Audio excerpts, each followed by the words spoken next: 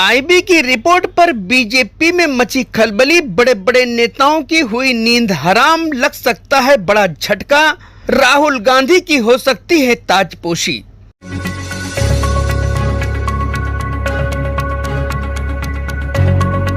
मैं सुल्तान रिजवी और आप देख रहे हैं डीडीएस टीवी न्यूज।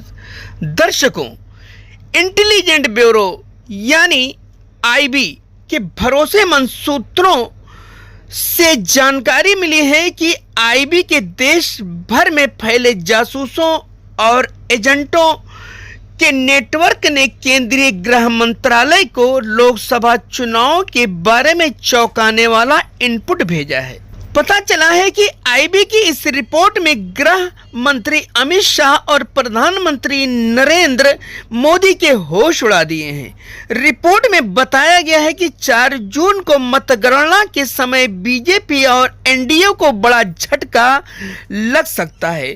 सूत्रों ने बताया कि देश भर में मिल रहे इनपुट के मुताबिक बीजेपी को चुनाव में महज 190 सीटें ही मिल पाएंगी और एनडीए सत्ता की दहलीज से काफी दूर रह जाएगा, जबकि मोदी और बीजेपी के अन्य नेता लगातार अब की बार 400 पार का नारा लगाते नजर आ रहे हैं। गौरतलब है कि आईबी के जासूस और एजेंट देश के सभी जिलों में मौजूद हैं और जिलों में होने वाली हर तरह की गतिविधियों पर गहरी नजर रखते हैं, ताकि पल पल की खबर गृह मंत्रालय को एडवांस में भेजी जा सके। ये जासूस डीएसपी स्तर के अधिकारी के नेतृत्व में काम करते हैं और आईबी के दिल्ली स्थित हेडक्वार्टर को अपनी रिपोर्ट भेजते हैं। गृह मंत्री अमित शाह ने आईबी के डायरेक्टर से लोकसभा चुनाव को लेकर जनता के मूड को भांपने और हर लोकसभा सीट का इनपुट भिजवाने का निर्देश दिया था।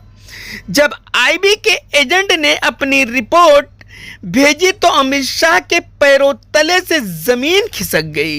रिपोर्ट में बताया गया कि मतदाताओं में बीजेपी के सांसदों और पार्टी की कई नीतियों के खिलाफ जबरदस्त अंडरकरंट है। अमित शाह और मोदी को अंदाजा नहीं था कि मतदाताओं में मोदी सरकार के प्रति इतनी भारी नाराजगी है। रिपोर्ट के मुताबिक बीजेपी को सबसे बड़ा झटका उत्तर प्रदेश, बिहार, महाराष्ट्र, कर्नाटक, हरियाणा, दिल्ली और राजस्थान में लगने की बात कही गई है। आईबी ने हरियाणा में बीजेपी के 10 में से 8, दिल्ली में 7 में से 4, यूपी में 80 सीट में से 35, बिहार में 40 सीट में से 18 और महाराष्ट्र 48 सीटों में से 28 और कर्नाटक में 28 में से 16 सीटें हारने का अनुमान लगाया गया है।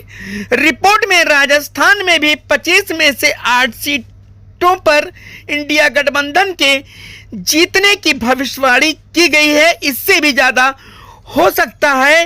इस रिपोर्ट के बाद बीजेपी के खेमे में जबरदस्त खलबली मच गई है। सबसे ज्यादा परेशानी इस बात की है कि जिस राम मंदिर को बीजेपी अपना जबरदस्त मास्टर स्ट्रोक मान रही थी और समझ रही थी कि राम मंदिर की लहर में उसका तीसरी बार भी बेड़ा पार हो जाएगा, वो राम मंदिर मतदाताओं में कोई मुद्दा ही नहीं रह गया है, बल्कि बेरोजगारी, महंगाई और संविधान संशोधन बड़े मुद्दे बन गए हैं। प्रधानमंत्री मोदी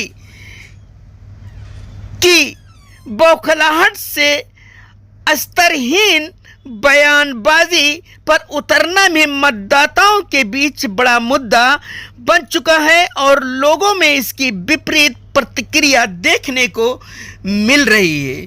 हालांकि जिस तरह भीषण गर्मी में और चुनाव आयोग के कर्मचारियों द्वारा स्लो वोटिंग करने के बावजूद मतदाताओं का जो उत्साह देखा गया वो वाकई में काबिले तारीफ थी कि भीषण गर्मी के बावजूद लोग वोट डालते नजर आए। घंटों भूखे प्यासे, पसीने से तरबतर और कागज के पन्नों से पंखा झलते हुए घंटों खड़े दिखाई दिए।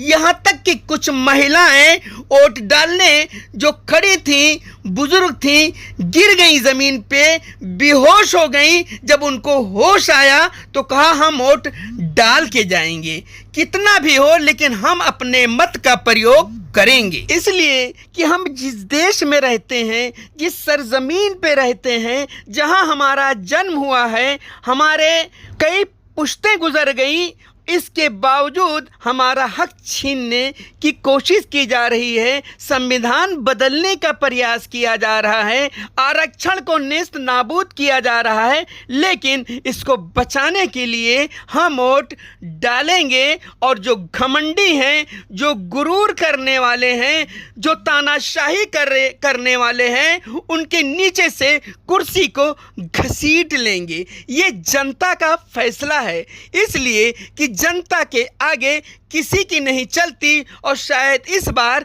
जनता इसी मूड में थी कि उसने बड़े ही पैमाने पर अपने मत का प्रयोग किया है। और इसमें कोई शक नहीं कि वाकई में इस बार जो रिजल्ट आने वाला है लोकसभा चुनाव का, वो आश्चर्यचकित रहेगा, यानी हैरत अंगेज रहेगा। जिसने कभी नहीं सोचा था वो रिपोर्ट सामने आएगी।